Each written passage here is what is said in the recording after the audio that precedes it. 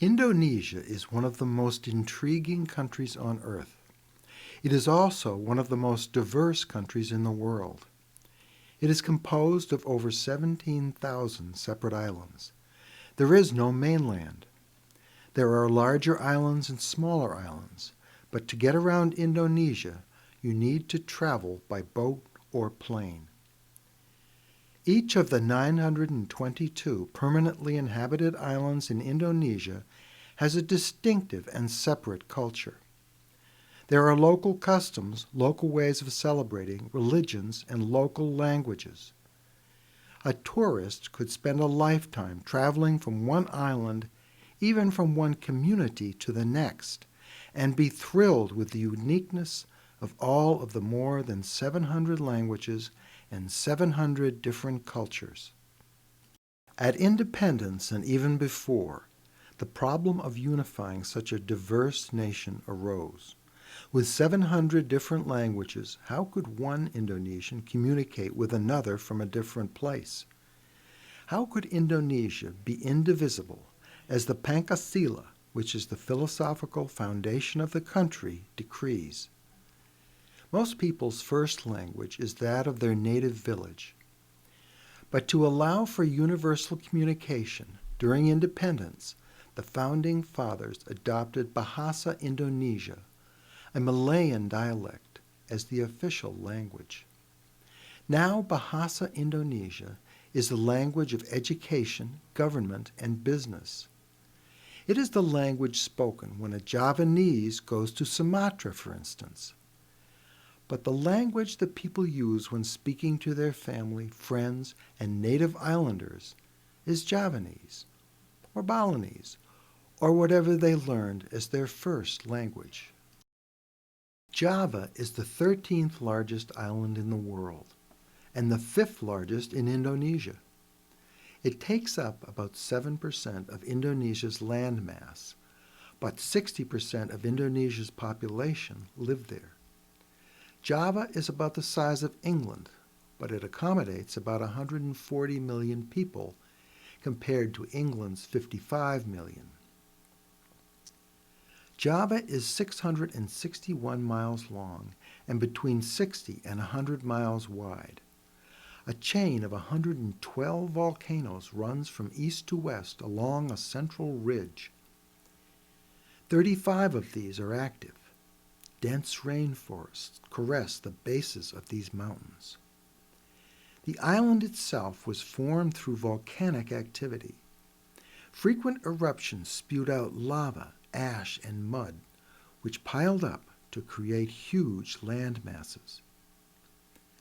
Java is the predominant island in Indonesia economically, academically, culturally, and politically.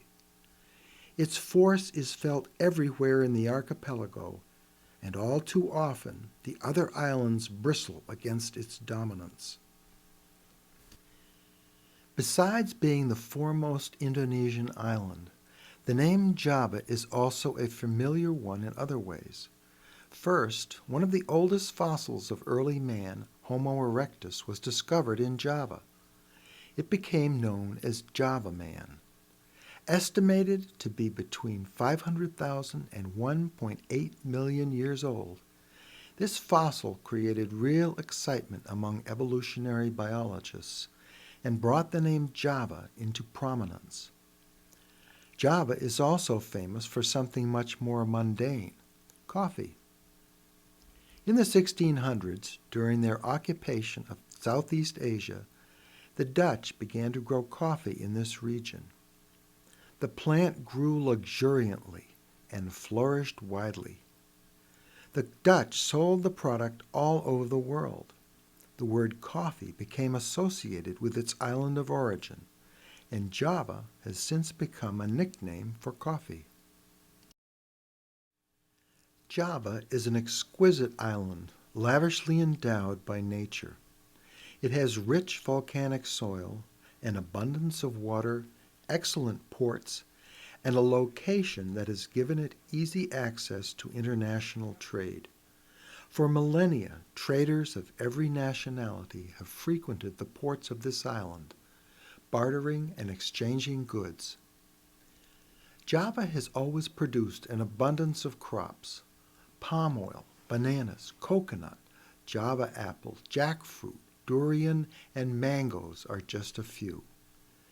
The highlands, tucked between the mountains, produce delicious coffee and bountiful rice, as many as 3 crops per year.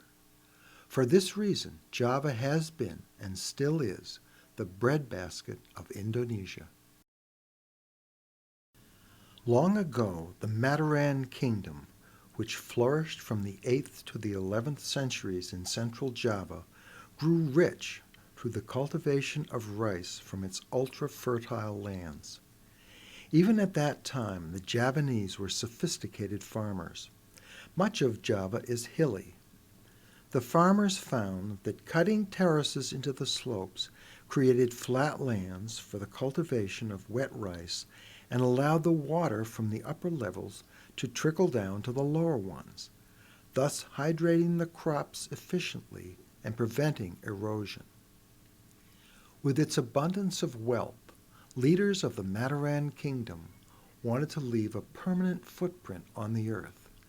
They set about building numerous temples, large and small, on the land that they controlled. Borobudur, the largest Buddhist temple in the world, was built between 750 and 825. It is situated in central Java on the Kedu Plain, surrounded by 2 volcanoes, Merbabu, a relatively inert volcano, and Merapi, meaning fire mountain. Merapi is still the most dangerous and active volcano in Indonesia, one that erupts at regular intervals and routinely spews smoke and gases high into the sky. From ancient times, Merapi's constant activity stimulated the imaginations of the local populace, who created legends and folk tales about what demons or gods live within the crater of this impressive mountain. To this day, worshippers bring offerings to appease the gods whom they believe reside within the dark cavity. Borobudur is still a holy place for Buddhists who celebrate Wesak, the most sacred of Buddhist holidays. Wesak commemorates the birth, the enlightenment, and the death of the Buddha. Borobudur is primarily an Indonesian work of art, but with numerous Indian elements. To the untrained eye, it resembles a huge bell called a stupa. It is indeed big, 115 feet tall. It is composed of 9 platforms, the lower 6 being square and the upper 3 being circular. There are 3 distinct levels. When pilgrims ascend from one platform to the next, they symbolically retrace the Buddha's path from a sensuous life, the bottom level, to perfect enlightenment, the top level. The bas-reliefs on the base represent the world of the senses, where passions and desires rule. The carvings show people engaged in corruption and treachery. The second level symbolizes the midway point in the spiritual quest between passion and enlightenment. The last platform is the formless world, the site of perfect wisdom. It is nirvana, the place of the gods. Multitudinous stone Buddhas, 504 in all, calm and introspective, welcome all pilgrims to Borobudur's summit. Can you imagine how much manpower it took to move 60,000 100-pound blocks of stone to this site, to carve 2,672 bas-relief panels, 2,500 individual panels, and 504 Buddha statues? The Kedu Plain must have been alive with workers for the 70 years it took to build Borobudur. It required men of great power to pick up the volcanic rock and carry it to the construction site. It took great architectural skill to build the temple with the finely carved stones that required no mortar. Who were the creators of this monument? Hinduism, not Buddhism, was the dominant religion in central Java in the 9th century. Buddhism and Hinduism have always been interrelated, with one religion interchanging elements of the other. The farmers and laborers of the region often belonged to neither religion, but were animists, worshipping ancestors and nature. Without a lot of dedicated Buddhists living in the area, who built this gigantic structure? In the social system of the day, workers owed labor to their overlord in lieu of taxes. To repay this debt, non-Buddhists might have chosen to work on the temple rather than on the roads or the royal palace.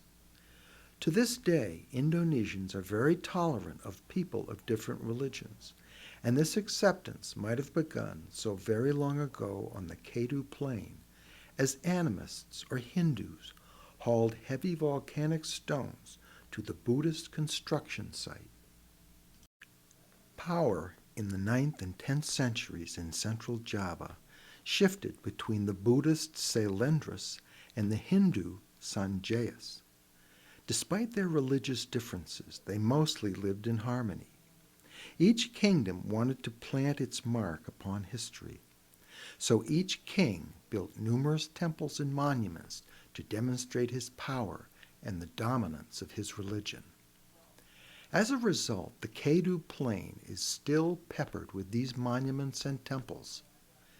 This area became known as the cradle of classic Indonesian civilization.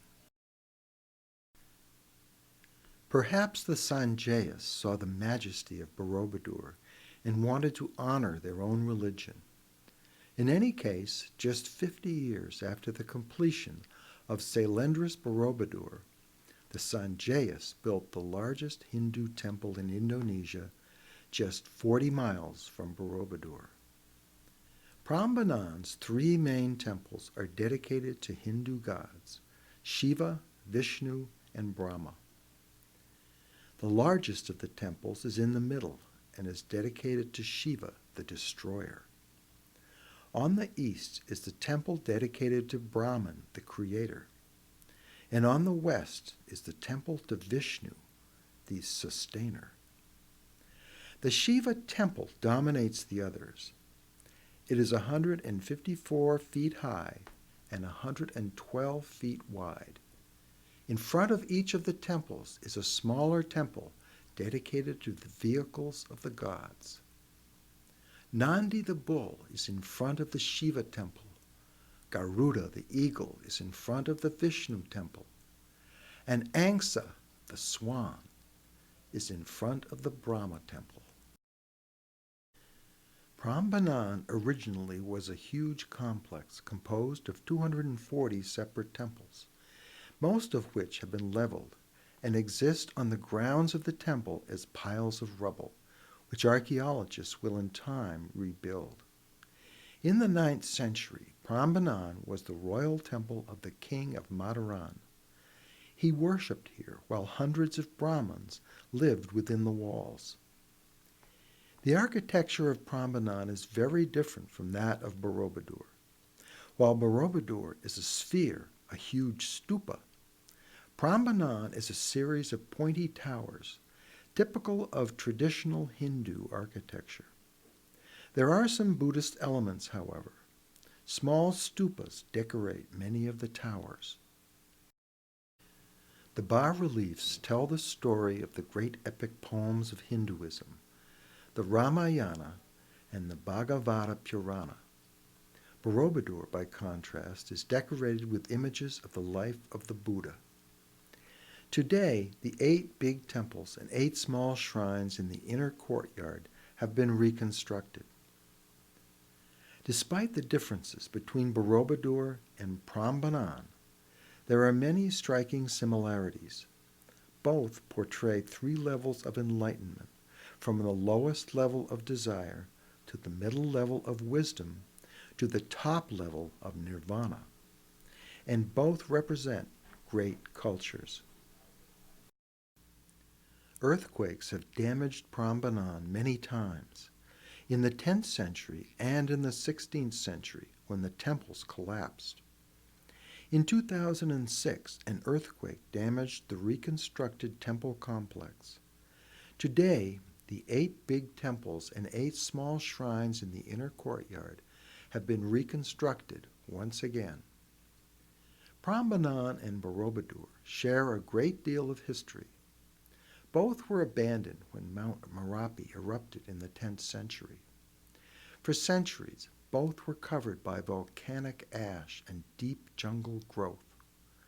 Both were rediscovered in the 19th century and subsequently reconstructed. Both are now World Heritage Sites. When the eruption of Mount Merapi in 1006 AD sent the local inhabitants fleeing from Central to East Java, the Majapahit Empire arose from the ashes of the Mataran Kingdom. The new capital of Majapahit, also Hindu and Buddhist, was on the Brantes River, near the Gunung Penanggungan volcano, about 30 miles from the sea. The Majapahit Empire, which lasted from 1293 to 1520, grew and prospered. Culture flowered. The Indian epic poems, the Mahabharata and the Ramayana, were rewritten with a Javanese twist. Batik cloth and drawings were crafted, and music and dance flowered. Wayan Kulit shadow puppets and masked topeng dancers were performed for every occasion and virtually everywhere in the empire. These art forms have lasted through the centuries and are still widely performed today, both in Java and in Bali.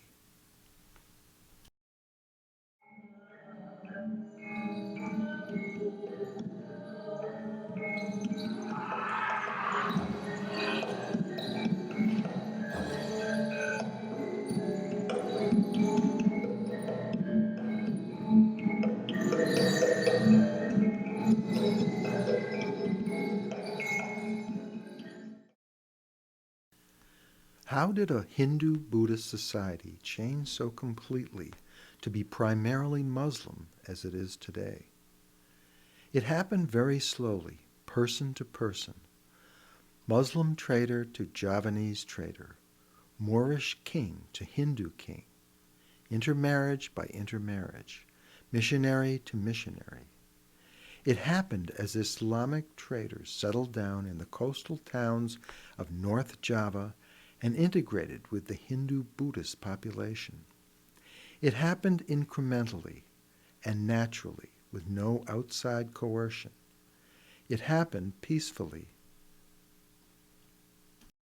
Today, 90% of the Javanese people are Muslim, but this figure is inflated because in Indonesia each person must choose a religion from one of the 7 recognized by the government: Roman Catholicism, Protestantism, Hinduism, Muslim, Buddhism, Baha'i, and Confucianism.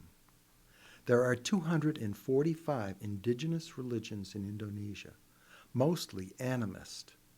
For the purpose of the official identity cards, people subscribing to one of the indigenous religions choose one closest to their own beliefs. Despite the widespread acceptance of Islam, Hinduism and Buddhism persisted and still exist in subtle ways in Java today. The customs and culture of Hinduism and Buddhism were integrated into the new religion. For example, Obama's stepfather's Muslim religion was, quote, a brand of Islam that could make room for the remnants of more ancient classical and dharmic philosophies, such as that of the Hindu, close quote. For this reason, today, on an island where 90% of the people are Muslim, the universally attended Wayang puppet shows present stories from Hindu epic poems. Most, if not all, Muslim Javanese are familiar with these themes and love them. The shows are well attended by all segments of the population. Javanese classical music is of Hindu derivation, as are its instruments. People's names are often Sanskrit in origin, the same ancient Indian language in which the Hindu epic poems were written. Majapahit grew rich, not only through agriculture, but also trade. The sale of pepper, cinnamon, cloves, nutmeg, and rice was enormously profitable.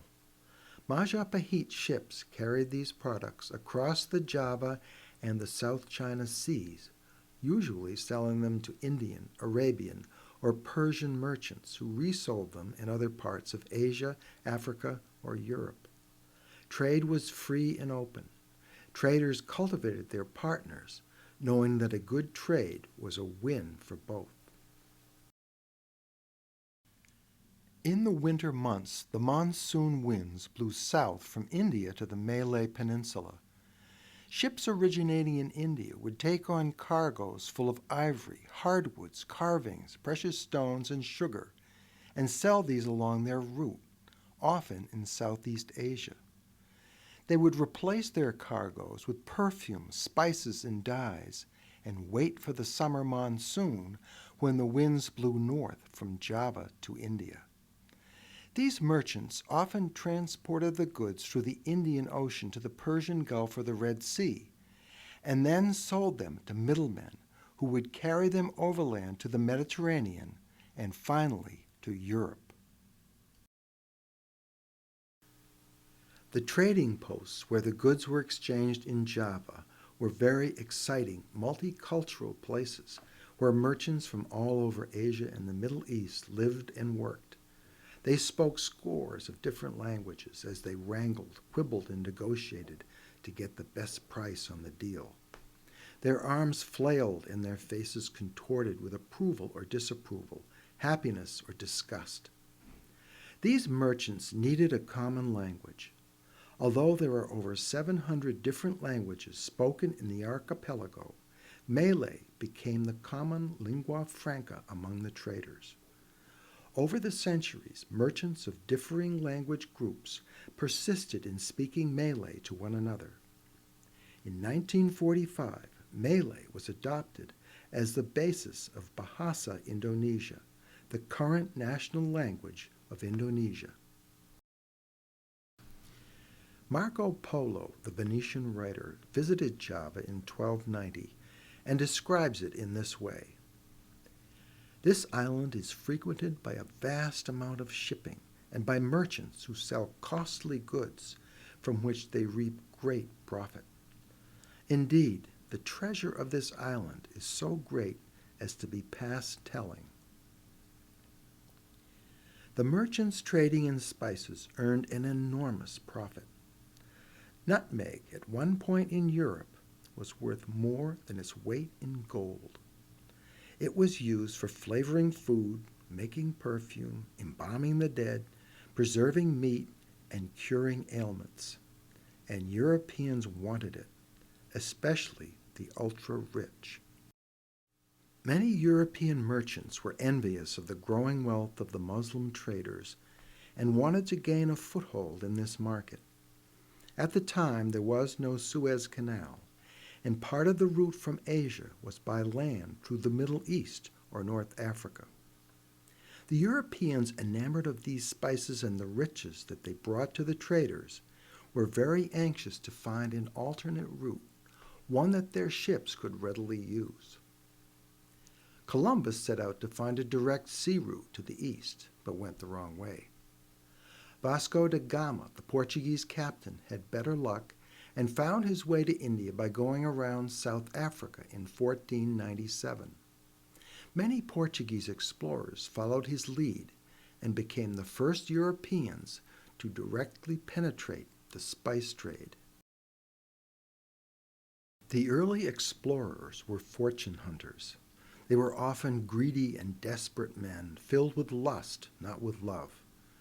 And great misfortune befell the indigenous people who resided in the lands that held the products that they coveted.